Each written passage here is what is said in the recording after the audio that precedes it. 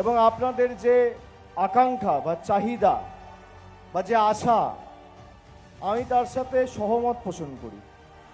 কিন্তু আমাদের দেশে সংবিধান রয়েছে, বিচার ব্যবস্থা রয়েছে, আইনি প্রক্রিয়া মেনে সবাইকে কাজ করতে হয়।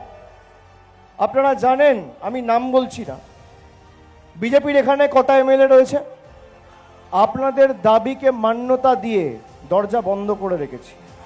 শীতল কপাটের ইতিহাস যারা এখানে উপস্থিত রয়েছে, যাদের বয়স 45-50-এর উপরে, তারা জানে শীতল কপাট কিভাবে সন্ত্রাস করেছে। সিপিএমের হাড়মাদরা বিজেপির জল্লাদ হয়েছে। তৃণমূলের সম্পদ জীবনে হবে না। যতদিন আমরা রয়েছি এদের জন্য তৃণমূলের দরজা বন্ধ।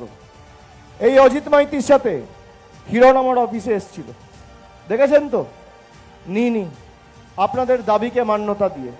কিন্তু এবার খড়গপুর তৃণমূলকে জেতাতে হবে, আর খড়গপুরের দায় দায়িত্ব আমার।